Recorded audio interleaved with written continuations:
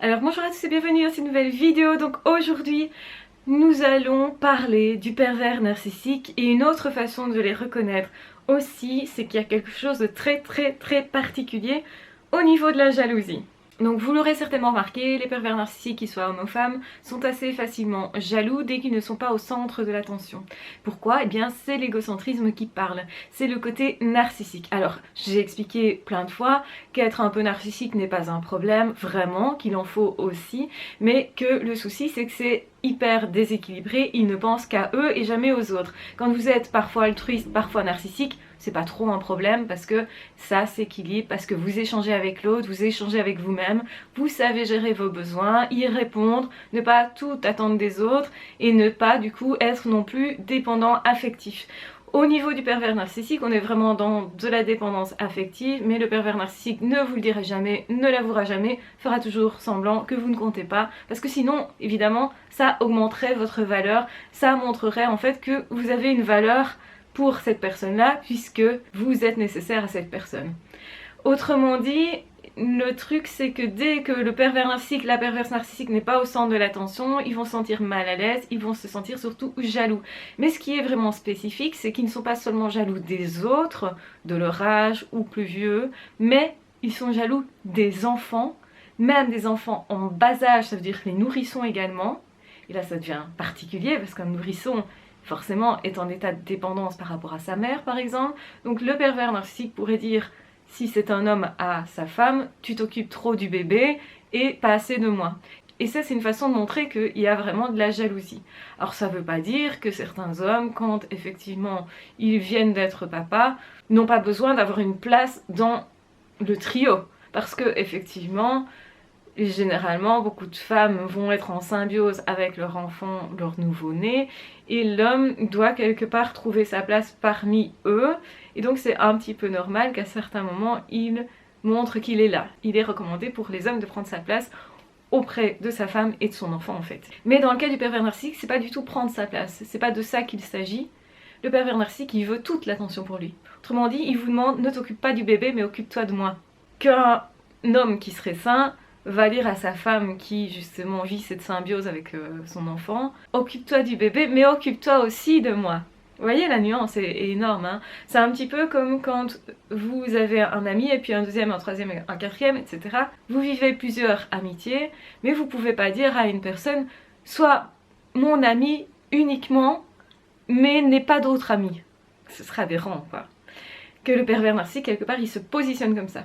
Et il va être jaloux des enfants en très bas âge aussi, ce qui est un peu aberrant parce que la plupart des adultes, justement parce qu'ils sont adultes, savent que le petit il est dépendant au niveau de ses besoins des adultes, du monde qui l'entoure, et il ne sait pas remédier lui-même à ses besoins. Alors que le pervers narcissique, normalement, il est en âge de pouvoir remédier à ses besoins et donc ne devrait pas être dépendant de cette façon-là. Donc autrement dit, la plupart des gens vont pas être jaloux d'un petit bébé. Ils vont pas non plus être jaloux d'animaux domestiques, parce que le pervers narcissique va jusque là. Si par exemple vous occupez beaucoup de votre chat, de votre chien, de votre lapin, que sais-je d'autre, eh bien la personne va essayer que vous ne vous en occupiez pas pour avoir votre attention à la place. Et c'est parfois aussi pour ça qu'ils font du tort aux animaux de compagnie et aux enfants malheureusement. Donc faites bien attention dans ce cas-là. Donc c'est une autre façon de les repérer, de voir vraiment que cette jalousie est maladive. Ça peut être faire une crise de colère parce que vous avez donné le dernier morceau de fromage à votre enfant et pas à la personne perverse narcissique. Donc ça c'est complètement aberrant parce que effectivement il n'y a pas à être jaloux de ça. En fait c'est parce que les pervers narcissiques, qu'ils soient hommes ou femmes, ne supportent pas les petites frustrations et ne supportent pas non plus qu'une autre personne passe en priorité devant eux. Or, quand vous êtes parent, que vous avez un jeune enfant, si votre compagne, vos compagnons s'occupent du bébé, vous allez être content de ça, parce que c'est votre enfant aussi. Et vous allez vous dire: ah, il s'occupe de notre famille. Le pervers narcissique, il se dit pas ça. Il se dit: il y a quelqu'un qui passe avant moi. C'est plus de l'amour, autrement dit. Ils vont avancer des prétextes comme quoi vous ne les aimez pas assez parce que vous vous occupez aussi de quelqu'un d'autre. Normalement, il ne devrait pas y avoir de jalousie dans ce cas de figure. Évidemment, je ne parle pas des personnes qui seraient en couple, qui une fois qu'ils ont des enfants ne s'occupent plus que de leurs enfants et uniquement que leurs enfants au point que le conjoint existe quasi plus, là ce serait logique de commencer à devenir un petit peu jaloux, en tout cas d'essayer de récupérer une place en fait. Mais je pense que c'est pas la jalousie qui va être prépondérante pour une personne normalement constituée, lambda on va dire, parce que justement ils sont pas jaloux de l'enfant, ils reprochent à l'autre de ne plus avoir autant d'attention, ils vont se poser des questions, est-ce que tu m'aimes encore? Est-ce que je sers encore à quelque chose?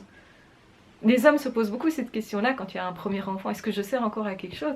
D'où l'importance qu'ils prennent un rôle aussi par rapport à cet enfant, dans cette famille, par rapport à leur compagne. Et en fait, il va être un soutien considérable qui va structurer la relation aussi de la mère à l'enfant. Donc c'est-à-dire que si l'enfant fait une colère, la mère est désemparée par rapport à ça, le père intervient, il a un soutien, c'est génial parce que c'est vraiment une relation à trois. Et ça montre aussi à l'enfant qu'il n'y a pas que la relation avec la mère, mais qu'il a un père aussi, qui peut trouver un soutien par rapport à une personne extérieure, et ça l'ouvre déjà au monde. Et donc en fait c'est équilibrant pour l'enfant, ça lui apprend quelque chose qui va lui permettre d'être sociable, qui va lui permettre aussi d'avoir plus confiance en des nouvelles personnes, plus confiance par rapport au monde. Et comme justement c'est deux personnes avec deux personnalités différentes, hommes et femmes, on ne fonctionne pas pareil, donc c'est équilibrant pour l'enfant, pour le père et pour la mère, qui est chaque fois une complicité de part et d'autre. Donc effectivement, les pervers narcissiques se positionnent pas du tout comme ça. Ils vont pas du tout répondre aux besoins de l'enfant. La plupart, enfin il y a beaucoup de pervers narcissiques en tout cas, qui à l'extérieur, quand il y a un regard extérieur, l'enfant sert de faire valoir, ils vont montrer qu'ils s'occupent tellement bien de l'enfant, mais c'est faux, parce qu'une fois qu'on retourne dans leur intimité et qu'ils sont seuls avec l'enfant, ou seuls avec leur compagnon, compagne, et l'enfant, et ben ils ne s'en occupent plus. Ils s'en détournent complètement, ils s'en intéressent pas. Et donc ils vont reprocher à l'enfant de crier, parce qu'il a faim. Souvenez-vous que les pervers narcissiques, ils peuvent pas prendre en compte les besoins des autres. C'est bien pour ça qu'ils ne vous écoutent jamais. Qu'ils ne parlent pas, qu'ils ne répondent pas non plus à vos besoins, ou alors que par intérêt, que pour avoir X ou X résultat, qui est de la soumission, et que vous supportiez encore la souffrance, etc., la situation qui est malsaine, pour passer pour gentil, des choses comme ça. Donc en réalité, c'est pas un pervers narcissique qui va s'occuper bien d'un enfant. Donc les parents pervers narcissiques s'occupent jamais bien de leur enfant. Et même si ils paraissent bien s'en occuper, paraissent s'en occuper beaucoup, c'est soit ils se raccrochent à cet enfant-là parce que justement ils sont vides intérieurement, ils font comme avec leur victime, donc comme ça devient une victime potentielle, eh bien on va tout faire pour faire souffrir cet enfant, le rendre confus, l'empêcher de vivre, l'empêcher d'être autonome. Donc ça c'est un parent qui va s'occuper beaucoup de son enfant, donc un parent pervers narcissique, je parle, qui va s'occuper beaucoup de son enfant, mais qui va l'étouffer, qui va le cadrer très fort, qui va l'enfermer très fort. C'est vraiment une prison en fait qu'ils vont mettre en place. Et pourquoi? Pour se nourrir, donc autrement dit pour faire souffrir, pour justement essayer de se combler, de se remplir. Et donc c'est hyper égoïste, hyper égocentrique, hyper narcissique ça. Donc l'enfant sert de faire valoir à l'extérieur, et à l'intérieur il est phagocyté, c'est vraiment ça. Et il y a l'autre cas de figure où le pervers narcissique, toujours à l'extérieur, ça sert de faire valoir, donc l'enfant sert de faire valoir, et quand je dis ça, c'est vraiment ça, parce que c'est considéré comme un objet. L'enfant est vu comme un objet, comme toute personne en fait, est vue comme un objet par le pervers narcissique. Donc c'est pour ça qu'il y a une perversion de la relation, c'est pas une relation du coup. Et ce qui va se passer, c'est que dans ce cas de figure, le pervers narcissique s'occupe pas de son enfant. Donc c'est un enfant qu'on laisse vivre, qu'on abandonne là, qu'on va lâcher dans un coin, on va à peine l'habiller, il va peut-être même pas être propre, même pas être entretenu d'aucune façon, on va lui donner de la nourriture mais malsaine, soit périmée, soit de la nourriture qui est trop grasse pour un enfant, pas adaptée du tout. On va fumer devant lui, boire, lui mettre de l'alcool sous le nez, ça peut être tout et n'importe quoi. Les pervers narcissiques sont capables d'avoir des comportements complètement aberrants par rapport à un enfant. Une personne même qui n'a jamais été parent, face à un enfant, sait que l'enfant a des besoins. Mais ce que je veux dire par là, c'est qu'un pervers narcissique, c'est un enfant au fond de lui-même, donc il peut pas, si vous voulez, s'occuper de cet enfant, il peut pas en prendre soin d'une façon adulte en tout cas, il peut justement faire tout pour faire mal à cet enfant, il va peut-être certainement profiter de la situation, et donc en fait, vous n'aurez pas du tout une complicité comme on pourrait l'avoir, une protection comme on pourrait l'avoir de la part d'un autre enfant qui est sain ou de la part d'un adulte ou d'un adolescent.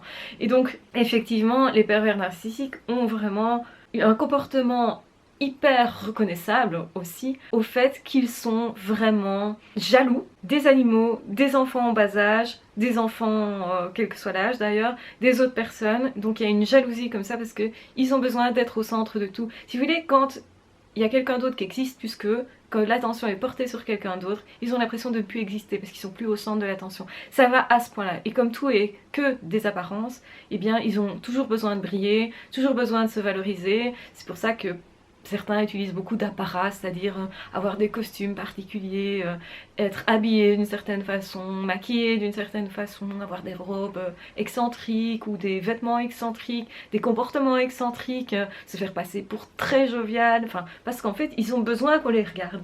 Donc il n'est pas rare d'avoir un pervers narcissique qui va connaître tout le monde, qui va faire son show comme ça, et certains sont très théâtraux, certains plus que d'autres à ce niveau-là. Et donc effectivement, ils ne peuvent pas accepter que vous puissiez accorder de l'attention à une autre personne. Et cette personne-là va tout faire pour vous faire croire que votre comportement est malsain, que votre comportement n'est pas normal, que ce soit avec votre animal de compagnie, que vous êtes trop maternant, trop paternant, c'est-à-dire trop protecteur, que vous en faites trop pour cet enfant, ou que vous ne savez pas y faire, enfin bref, de toute façon, tout est bon pour vous dégrader déjà de base, mais en plus quand il y a une autre personne, eh bien ils sont jaloux de cette autre personne. Là on vous demande vraiment de vous couper du monde extérieur, de vous couper des autres, et de vous consacrer uniquement au pervers narcissique, ce qui là est très malsain. Voilà, j'espère que cette vidéo vous aura aidé, que vous aurez compris en quoi effectivement la jalousie du pervers narcissique est particulière. En tout cas, je vous embrasse très fort, je vous aime très fort, prenez soin de vous, n'hésitez pas à partager la vidéo si vous pensez qu'elle peut être utile à quelqu'un, n'hésitez pas à liker, à commenter, n'hésitez pas aussi à vous abonner à la chaîne si ce n'est pas déjà fait, et de toute façon on se retrouve très vite dans d'autres vidéos ou dans d'autres podcasts. Ah ciao, bye bye!